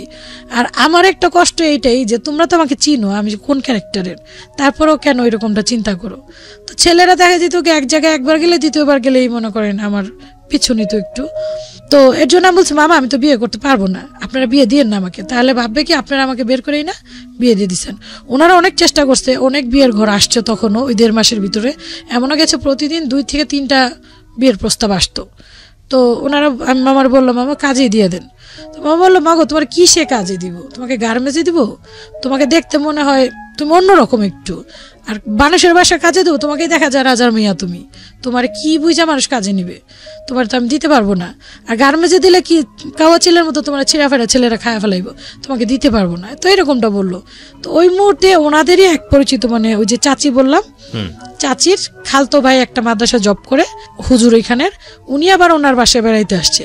আসার পর আমার ঘটনা শুনে বলতেছে, আমার মাদ্রাসাতে এরকম একটা মেয়ে লাগবে বা একটা মহিলা লাগবে, ওকে দিতে পারিস, এই 1300 টাকা বেতন দিবে, খাওয়া থাকা ওখান থেকেই, ওখানেই থাকবে।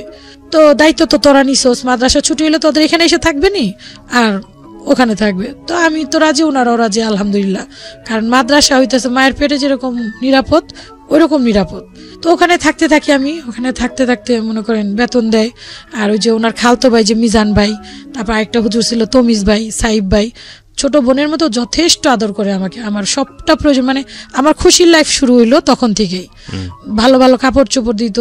একটা কথা আমি বলতে ভুলে গেছি, আমি যে চেয়ারম্যান বাড়িতে ছিলাম, শুধু ঈদে মাত্র আমাকে 1 সেট নতুন জামা দেওয়া হইতো, রোজার ঈদে 250 থেকে 300 টাকার ভিতরে, এর উপরে কখনো জামা পরিনি আমি। আর জুতা দেওয়া হইতো এরকম 20-25 টাকার এরকম। আর সবটা সময় পুরান কাপড় পরতাম। তো যাই হোক, ওইখানে যাওয়ার পর যথেষ্ট আদর স্নেহ। তো ওই মিজান ভাইয়ের বাবা যে, মানে ওই যে চাচির খালতো ভাইয়ের বাবা মা, ওনার আবার ওইদিকে মাদ্রাসার পাশেই থাকতো, সেটাই তো আপনার আবদুল্লাপুরে। তো ওইখান থেকে উনি আমাকে বললো যে আমরা তোমার দায়িত্বটা পুরাই নিব, বিয়ে শাদী দিব, ঠিক আছে তুমি থাকো ওখানে। তা আমি আবার বললাম, খালু ঠিক আছে আপনারা যেটা বলেন।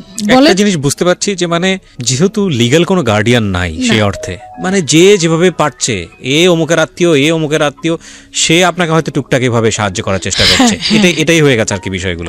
আমরা খুব কমপ্লেক্স একটা রিলেশনশিপের মধ্য দিয়ে যাচ্ছি, মানে রিলেশনশিপ ইন এ সেন্স তাকে যারা হেল্প করার চেষ্টা করছে সেরকম, মানে অমুকের খালু, অমুকের মামা বোঝা খুব কঠিন। বাট আপনারা ইন জেনারেলি যদি বোঝার চেষ্টা করেন, তাহলে আমি বলবো যে ওই যে একটা কথা আছে না, যে জলে ভাসা পদ্ম আমি, কোথাও নেই আমার ঠাই, গানের লাইনগুলো বোধহয় এরকমই ছিল, যে আসলে এক ঘাটে বাড়ি খেয়ে আরেক ঘাটে, আরেক ঘাটে বাড়ি খেয়ে আরেক ঘাটে, যার আসলে সেই অর্থে কোনো পিতৃকুল পরিচয় সেইভাবে নেই যেহেতু, সুতরাং উনি যেখানেই বাড়ি খেয়েছে আরেক পাশে গিয়ে উনি দাঁড়িয়েছে, ওইখানে বাড়ি খেয়েছে তো আরেক পাশে গিয়ে দাঁড়িয়েছে। সময়ের পরিক্রমায় ওনার বয়স যখন চলে এসছে, তখন আলটিমেটলি ওনাকে নিয়ে কী করা হবে সেই জায়গা থেকে অনেকে হেল্প করার চেষ্টা করছে, এরকম একটা সিচুয়েশনে আমরা আছি আর কি। বলেন তারপর। পরে ওই যে খালতো ভাইয়ের বাবা বলতেছে, আমরা তো আছি, তুমি টেনশন করো না। তো আমি বললাম যে খালু বিয়ের শাদী আমি এখন করব না, আমি যেভাবে ভেবেছি ওইভাবে ভালো। এই যে খালু চাচা এগুলো কেউই আপনার আপন চাচা বা খালু না, সম্পর্কের বেসিসে যাকে যেভাবে প্রেজেন্ট দেখেছেন বলে আসছিলাম। ওকে। তো তো খালু বললো কাউকে পছন্দ করো নাকি আমি ছেলে দেখবো? তো বললাম খালু আপনারা যেভাবে করবেন, যেখানে দিবেন আমি ওইখানে ওইভাবেই, তবে হ্যাঁ আমার একটা শর্ত, যে ছেলের কাছে দেন তার বাবা মা থাকতে হবে, কারণ আমি তো বাবা মা পাই নাই, শুধু বাবা মা হোক ওইটাই যথেষ্ট। তার ভিতরে যদি সে রিক্সা হলো আমার কোনো আপত্তি নেই, এবং এইভাবে আমি ভেঙ্গা বলছি রিক্সা হইলো যদি চালায় আমার কোনো আপত্তি নেই। তো বললো আচ্ছা ঠিক আছে। মানে বিষয়টা এরকম যে ছেলে ইম্পর্টেন্ট না, ছেলের বাবা মা আমার জন্য ইম্পর্টেন্ট। হ্যাঁ দেখেন যার যেটা ক্ষুধা আর কি। তো এই জন্য বলে যে আমরা খুব ব্লেসডফুল যে আমরা তো নাই করি, অ্যাটলিস্ট তো বাবা মা বেঁচে আছে, তো যাদের বেঁচে আছে তারা যেন ওই রেসপেক্টটা দিতে পারি আর কি। বলেন। তো পরে বললো কি আচ্ছা ঠিক আছে দেখি। তো এরকম চলতে চলতে বছর দেড় চলে যায়, 2008-এর শেষ পর্যায়ে নভেম্বর। তো হঠাৎ একদিন আমাকে দেখতে আসবে ওই মিজান ভাই, যে আমাকে বাসায় নিয়ে যায়।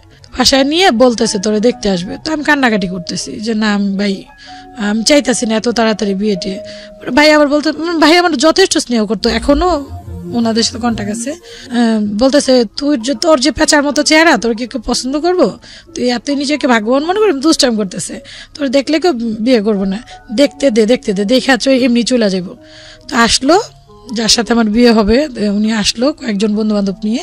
আমি ওনাকে দেখি নাই, বড় ঘুমটা দিয়েছিলাম, উনি আমাকে জাস্ট অল্প একটু দেখছে, এক ঝলক। আচ্ছা, যেই লোকটার সাথে বিয়ে হবে সেই লোকটাই তো আপনার বাম পাশে যিনি বসে আছে ইনি, মানে এই একটা লোকই আপনাকে জীবনে দেখেছে আমার লাইফে একটা মানুষই। আচ্ছা, সো বুঝতে পারছি যে আপনি ওনার হাজবেন্ড। আপনার নামটা একটু বলেন প্লিজ। আমার নাম মোহাম্মদ আবুল হোসেন। আবুল হোসেন। তো এই মেয়েটাকে যখন আপনি দেখতে যাচ্ছিলেন তার আগ পর্যন্ত কি আপনি উনি যে ইতিহাস বলেছে অ্যাটলিস্ট এতটুকু জানতেন কিনা যে ওনার যেই ছোটবেলার যে ব্যাপারটা উনি হারিয়ে গেছেন, সেই অর্থে বাবা মা লিগ্যাল গার্ডিয়ান সেটা নেই, এটা কি আপনি জানতেন? হ্যাঁ আমি জানতেন। হ্যাঁ, জেনে শুনে ওনাকে দেখতে গিয়েছিলেন? হ্যাঁ জেনে শুনে আমি দেখতে তো এরকম একটা মেয়েকে আপনি বিয়ে করার সিদ্ধান্ত নিবেন কেন বা নিলেন কেন? ঘটনাটা আসলে কি ছিল? কিভাবে বা জানলেন যে ওনার বাবা মা নাই? আসলে তো আমারও তো বাবা মা নেই। হ্যাঁ, তো আমার বাবা মোটামুটি আমাদের জন্য সয়-সম্পত্তি ভালোই রেখে গেছে। আচ্ছা। তো আমার একটু দিনদারের প্রতি একটুই ছিল যে আমি বিয়ে করলে দিনদার মেয়ে বিয়ে করবো, বা সেটা গরিব হোক। হ্যাঁ, তো বিয়ের আগে আমি আর কি আল্লাহ রাস্তার সময় লাগিয়েছিলাম, 3 চিল্লা দিয়েছিলাম, সেখান থেকে আরো বেশি এদিকে আমার ঝোঁক হয়েছে। তো আসার পর আমার চাচতো ভাই জিজ্ঞেস করলো যে তখন বিয়ের সময় হয়েছে, তো যে বিয়ে শাদী করবে কিনা। আমি বললাম হ্যাঁ, যদি এরকম দিনদার হয়, গরিব হোক, মা বাপ না থাক সমস্যা নেই, যদি এরকম হয় তাহলে আমি বিয়ে করবো। আচ্ছা। তো বললো যে আমাদের যে মাদ্রাসা ও ছিল সেই মাদ্রাসা খোঁজ দিল আমাকে, বললো যে এরকম একটা মেয়ে আছে। আচ্ছা।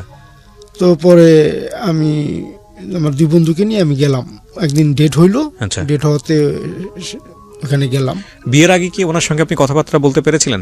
না, ওনার সাথে বিয়ের আগে কথাবার্তা বলতে পারিনি। আচ্ছা, মানে এই বিষয়টা নিয়ে কথাবার্তা বলার সুযোগই হয়নি? না। তাহলে আপনার কাছ থেকে একটু শুনি। তাসলিমা, সেটা হচ্ছে যে উনি দেখতে আসলো আপনাকে, তারপরে কি হলো একটু স্টেপ বাই স্টেপ বলেন তো। উনি দেখলো আমাকে, দেখার পর আমি ওনাকে দেখি নাই, সামথিং উনি কিছু দেখছে, দেখার পর আমি মাদ্রাসায় চলে আসলাম। আচ্ছা। আসার পর এটা শুক্রবার ছিল, দেখার পর আমি মাদ্রাসায় চলে আসলাম। পরে শুক্রবার দেখার পরে শুক্রবারের পরে যে মঙ্গলবার আসে, মঙ্গলবারে ওই খালুর ওয়াইফ আমাকে নিতে গেল যে তোমার বিয়ে ঠিক, শুক্রবার তোমার বিয়ে, বাসায় চলো, তোমার ছুটি। তো আমি বলতেছি কিছু জানলাম না, কিছু শুনলাম না, আজকালকার না দেখে কি কেউ বিয়ে করে? পরে বলতেছে তুমি তো তোমার খালুরে বলছো যে আপনাদের মত মতো যা দিবেন তাই, ঠিক আছে যা দিবেন তাই, তো এখন যদি এটা বলো তখন বলবে যে দেখো নিজের মেয়ে না দেখে আজকে মতামত দেখাচ্ছে, এরকমটা কিছু। তো আমার মাথায় ওই রকমটা রইলো যে আমার জন্য যারা এত কিছু করলো, তো এখনো হয়তো আমার জন্য ভালো কিছু করবে আশা করি। যাক, ওনারা যেটা বলছে সেটাই। তো মঙ্গলবার আর আসলাম না মাদ্রাসা থেকে, আমি বুধবার বিকেলবেলা বাসায় আসলাম, বৃহস্পতিবার গায়ে হলুদ হইলো। যখন গায়ে হলুদ চলা মানে দুপুর, যেদিনকে গায়ে হলুদ সেদিনকে দুপুরবেলা ওই খালুর ওয়াইফকে আমি জিজ্ঞেস করলাম, খালুকেও জিজ্ঞেস করলাম, আচ্ছা খালু আমার সম্বন্ধে কি সব ছেলেকে জানায় বিয়ে দিতেছেন? পরে বললো হ্যাঁ। পরে আমি বললাম ছেলে কি কিছু কোনো চাওয়া পাওয়া নাই, বা আমার মতো যাই না শুনে সে নিতেছে? পরে খালু বললো দেখো তোমাকে তো ছেলেটা দেখতে আসছিল, সে তোমাকে দেখছে, এক নজর দেখার পরে নাকি তার খুব ভালো লাগছে, আমাকে বললো ওর পরিবার মনে হয় একটু দ্বিধাদ্বন্দ্ব করছে, কিন্তু ও তো তোমাকে বিয়ে করবে এরকমটা। তা আমি বললাম খালু ওর কি কোনো চাওয়া পাওয়া নাই, আপনি সব জানেন তো? বললো হ্যাঁ সব জানি, কোনো চাওয়া পাওয়া নাই এরকম। তো আমি ওর জিজ্ঞেস করলাম খালু বাবা মা আছে তো ছেলের? ছেলের নাম কি বা কিছুই আমি জিজ্ঞেস করি না। আমি জিজ্ঞেস করলাম বাবা মা আছে, তো সে বললো না রে মা, ওর তো বাবা মা নাই, ঠিক আছে, ওর বাবা মা মারা গেছে। তা আমিও বললাম খালু কি দেখে দিলেন তাইলে? মা ছেলে ভালো, সুখে থাকবা, তোমার সুখের জন্য এটা করলাম আমরা। তো বললাম ঠিক আছে খালু, আপনারা যেটা করবেন সেটাই। এই মানে তারপরে বিয়ে শাদী করলেন? হ্যাঁ, তারপর বিয়ে শাদী করার পরে গিয়ে ওনাকে দেখলেন? হ্যাঁ, আমার বাসরঘর যখন দিয়ে গেছে আমি, তখন আমার একটা বান্ধবীর সাথে আসলো, তো ও আমাকে রাইখা মানে বাসরঘর দিয়ে চলে যেতেছিল। আচ্ছা। তো আমি আবার, ওর নাম খালেদা ছিল, তো ওর হাতে আমি ধরে বলতেছি খালেদা তুই যাইস না আমাকে রেখা, আমি ভয় পাইতেছি। হ্যাঁ, আমি খুব মানে কান্না করতেছি, অনবরত কান্না করতেছি। তো বলতেছে আমার মানে একটু ভাষায় বলছে, গ্রামের ভাষায়, তুই যাইস না আমার ডর লাগতেছে। তো বলতেছে, ওইটা বলার পর উনি আবার পিছন থেকে আইসা মানে আমার হাজবেন্ড বলতেছে কিসের ডর, আমি আছি না। এই যখন বলো ওনার দিকে মাথাটা উঁচু করে দেখলাম, এই প্রথম দেখলেন? হ্যাঁ, এই প্রথম ডায়লগ ছিল কিসের ডর আমি আছি না। হ্যাঁ, কিসের ভয় আমি আছি না। তো ওনাকে দেখে আমার মনটা খুবই খারাপ হয়ে গেল, একটুকু পছন্দ হয়নি আমার। কারণ আমার মেন অভিযোগ হচ্ছে দাঁতে, ওনার দাঁতগুলো একটু বড় বড়। তো উনি খুব হাসি দিছে আমার সামনে, হাসি দিয়ে যে কিসের ভয় আমি আছি না। তো ওনার দাঁতটাই আমার মেন, প্রথমে ওনার দাঁতগুলো চোখে পড়লো। তো আমি তো খুব কান্না করতেছি। তো উনি আমাকে প্রশ্ন করলো কান্না করতেছেন কেন, কি হয়েছে, আমাকে কি আপনার পছন্দ হয় নাই? তো আমি ডিরেক্টলি বলছি না, না আপনাকে আমার পছন্দ হয়নি। তো উনি জিজ্ঞেস করলো, কারণ জিজ্ঞেস করলো, তো আমি বলছি আপনার দাঁতগুলো বড় বড়, আপনি কালো, আমার কালো মানুষ একটু ভালো লাগে না। তো এরকম করার পর যাই হোক, উনি যথেষ্ট ভালো লোক। আমার বিয়ের 11 দিন পর্যন্ত উনি আমাকে মানে যথেষ্ট স্পেস দিয়েছে, আপনাকে বোঝার চেষ্টা করেছে, আপনি ওনাকে বোঝার চেষ্টা করেছেন। হ্যাঁ, পরবর্তীতে উনি কক্সবাজার নিয়ে গেল আমাকে, মানে আমাকে, আপনারা খুব বিউটিফুল একটা মোমেন্ট পাস করেছেন সেখানে। কিন্তু আমি যেটা জানতে চাই, আপনি নিজের থেকে বললেন না তাকে যে আপনি কি জেনেছেন আমার সম্পর্কে? হ্যাঁ, এটা পরে হয়েছে আমার। আচ্ছা, পরবর্তীতে ওনাকে মানে যথেষ্ট ওনার সাথে, যে কক্সবাজার কথা বলতেছিলাম, ওইখানে যাওয়ার পর মোটামুটি ওনার সাথে একটা ফ্রেন্ডশিপ হয়েছে। উনি আমাকে বলছে যে আমরা আগে ফ্রেন্ড হই, তারপরে স্বামী স্ত্রী হব, সমস্যা নেই। তো ওখানে যাওয়ার পর বিচে গেলাম, বিচে যাওয়ার পর দুজন লং টাইম ছিলাম ওখানে, কথাবার্তা বলতে বলতে এক পর্যায়ে ওনাকে জিজ্ঞেস করলাম যে সবকিছু কি জানেন? বললো হ্যাঁ, তোমার বাবা মা নাই, চেয়ারম্যানের কাছে বড় হয়েছে শুনলাম। এই পরে ওনার আমার লাইফ স্টোরিটা কিছু কিছু বললাম, সংক্ষেপে বললাম। আমার আরেকটা জিনিস ভয় লাগতো যে এত মানে আমি যে আমার স্টোরিটা বললাম, আপনারা শুনলেন যে একদম নিম্ন থেকে মানে একটা সুইপারেরও দাম থাকে, আমার ওইরকমটা দাম ছিল না।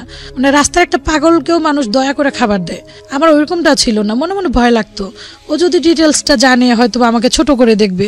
তো আমি না বলতাম না না, চেয়ারম্যান আমার খুব আদর করতো, এরকমটা বলতাম। তো আস্তে আস্তে যখন ওর সাথে আমার একটা আন্ডারস্ট্যান্ডিং ভালো, বন্ডিংটা খুব ভালো হয়ে যায়, তখন আমি ওর সাথে শেয়ার করি যে আসলে এইভাবে আমাকে এরকম টর্চার করছে। বা কক্সবাজার যাওয়ার পরে আমার আরেকটা সমস্যা দেখা দেয়, টিউমারের সমস্যা।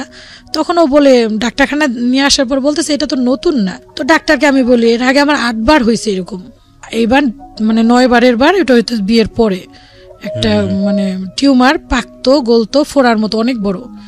পরে মানে ও জিজ্ঞেস করলো আমাকে যে এটা কিভাবে 8 বার হয়েছে তোমার, তুমি বলতাছো চিকিৎসা হয় নাই? তখন যেমন টুকিটাকি করে বলা যে আসলে আমাকে ওইভাবে যত্ন নিত না, এই সেই এরকম করতে করতে পরবর্তী সবটা জানে। এখন যখন পুরোটাই জানলো যে তখন উনি কি বলতো? তখন উনি ওই যে আমি তো চেয়ারম্যানের যে চাস্তো ভাই, ওনাদের বাসায় যাতায়াত করি, নায়র নেয় ওনারা, বা যথেষ্ট পরিমাণে হেল্প করে আমাকে, অনেকটা হেল্প করে, বা সবকিছুতে মানে একটা মেয়ে মার বাড়িতে যেরকম নায়র যাতায়াত করতে হয়, ওনারা মানে ওনার ওয়াইফ ওই সাপোর্টটা ওনারা দিত আলহামদুলিল্লাহ। কিন্তু ওনার ওপিনিয়নটা কি ছিল? উনি কি বলতো এগুলো যে বিষয়গুলো যখন ওনাকে বললেন? ও যখন শুনছে তো তখন খুব ক্ষেপে গেছে, বলছে ওদেরকে ধরে মাইর দিতে হবে, ওদেরকে মাইর দিব। বা কেন আপনার প্রতি কোনো অবহেলা করেনি? আমার জায়গাটা হচ্ছে এটাই। আমি যদি আপনার কাছ থেকে একটু জানতে চাই, আবুল তো নাম না? জি, আবুল ভাই, সেটা হচ্ছে যে আপনার ওয়াইফ সম্পর্কে আপনি যখন এগুলো পুরোপুরি জানলেন বিয়ের পরে, সেটা ঠিক আছে, কিন্তু আজকে উনি যেভাবে বললেন আমাদের এখানে অনুষ্ঠানে, এত বিস্তারিত কি জানতেন আপনি? হ্যাঁ, আগে থেকেই জানতেন? জানতাম। আচ্ছা, ঠিক আছে, আলহামদুলিল্লাহ। পৃথিবীতে অনেক ভালো মানুষ আছেন, এই জন্য আমি সবসময় বলি বি অপটিমিস্টিক। আসলে আমরা যেন কখনো নিরাশ না হই, যত অবস্থাই খারাপ হোক না কেন। কারণ একটা ভিডিও ক্লিপ আমি আমার এই অনুষ্ঠানের শেষে গিয়ে আপনাদেরকে দেখাবো, এটা দেখলে আপনার মন ভালো হয়ে যাবে। তার আগে আমি একটু ইন্টারাপ্ট করে রাখি। এই ভদ্রমহিলা প্রথম যেদিন আমার কাছে আসেন পুরো ফ্যামিলিটা নিয়ে, তখন উনি কোনোভাবেই রাজি ছিলেন না ওনার ফেসটা দেখানোর জন্য এই মানুষের কাছে, এবং সেই অবস্থায় আমি একটা ভিডিও করি ওনার ফুল ফ্যামিলি সহ। কারণ আজকে যখন আমি এই রেকর্ডটা করছি তখন ওনার পুরো ফ্যামিলি আসা সম্ভব হয়নি, এবং ফেসটা দেখানোর পেছনে, উনি কেন ফেসটা দেখাচ্ছেন সেটার পেছনে অনেক যুক্তিযুক্ত একটা কারণ আছে, সেটা আমরা শেষে একেবারে অনুষ্ঠানের শেষে গিয়ে রিভিল করব। আর ওনার ফ্যামিলিটা দেখলে আপনারা খুশি হয়ে যাবেন। কেন বলছি, শেষের দিকে ক্লিপসটা থাকবে, আপনারা অবশ্যই দেখবেন। জি বলুন, আপনি ওনার সাথে সবকিছু শেয়ার করলেন, তারপর শেয়ার করার পর আমি তো খুব কান্নাকাটি, মানে শেয়ার করতে গেলে মনে হয় যে আমি যেন ওই জায়গাটা চলে গেলাম। আমি আপনাদেরকে আবারও বলতেছি যে আমি এখানে অনেক ঘটনাই সময়ের কারণে ডিসকাস করতে পারিনি। তো ওগুলো শোনার পর আমার মনে হয় যে ওর আদর যেন আরো বেড়ে গেল আমার প্রতি, আরো যত্নটা বেড়ে গেল। মাশাআল্লাহ। যে জীবনে কোনো তোমাকে আমি আর কখনো তোমার চোখে পানি আসতে দিব না। মাশাআল্লাহ। কারণ তোমার জীবনে কোনো আশাই পূর্ণ হয় নাই, ভালো খাবার, ভালো কাপড় চোপড়, ঘোরাফেরা কিছুই হয় নাই, কিন্তু আমি আবুল ওইটা কমতি রাখবো না। আমি যতদিন বেঁচে আছি আমার লক্ষ্য হইলো এটা, তোমার বাবা মা কিভাবে খুঁজে পাওয়া যায় ওইটা, আর তোমাকে কিভাবে ভালো রাখা যায়। কত বছরের সংসার আপনাদের? আমাদের 11 বছর রানিং। 11 বছর রানিং, মাশাআল্লাহ। আর ও ওইরকম ছোট ছোট মানে সবগুলো পূরণ করার চেষ্টা করে। আপনার কেন মনে হলো যে আপনি রেডিওতে এই গল্পটা বলবেন? মূল উদ্দেশ্যটা কি? এটা বলার মূল উদ্দেশ্য আমার বাবা মাকে পাওয়ার একটা ইচ্ছা, আকাঙ্ক্ষা। তো আমার হাজব্যান্ডের সাথে বললাম আমি যে আর্য ভাইয়ার এরকম একটা কিবরিয়া ভাইয়ার হয়, তো আমি যাই যদি বলি আল্লাহ পাক যদি মিলিয়ে দেয়। এছাড়া আপনি নিজে থেকে কখনো চেষ্টা করেছেন বাবা মাকে খোঁজ করার? না না না, কোনো রাস্তা তো আসলে নাই, কোনো রাস্তা নাই, তো আমি কিভাবে? তবে হ্যাঁ, আমার যতটুকু মনে আছে আমি দর্শকদেরকে বলবো ওই ছোটবেলার কথাগুলা, যে কালাগুইজা একটা জায়গা, গ্রাম বা কিছু গুচ্ছ শিবির, তারপর হইতেছে আপনার ওই কি বলে মাইনি বাজার, এরকম কিছু আছে ওখানে। মাইনি বাজার, কালাগুইজা, গুচ্ছ শিবির, এগুলা কোথায়? এটা কোন জেলার মধ্যে জানেন এগুলা? না না না, শুধু এই নামগুলো মনে আছে। তবে হ্যাঁ হ্যাঁ এগুলো মনে আছে। আর আমাকে যখন পাইছে এটা সম্ভবত রাঙামাটি ছিল। আচ্ছা, সম্ভবত। বাবা মায়ের কোনো সিনি কিছুই মনে নাই? না, আপন বাবা মায়ের কিচ্ছু মনে নাই? কিছু না, মানে কিছুই না। শুধু আমি এতটুকু বলতে পারি আমার নাম তাসলিমা ছিল, আর বাবার নাম কি যেন ছিল, হয় রহমত আলী বা কেরামত আলী, দুইটার একটা, বাট লাস্টে ফরাজি আছে। ফরাজি আছে, হ্যাঁ, এটা স্পষ্ট, হয় রহমত আলী ফরাজি বা কেরামত আলী ফরাজি, এরকমটা আর কি ওটা আমি শিওর না। অনেক অনেক ধন্যবাদ। আজকে এখানেই শেষ করছি। শুভরাত্রি।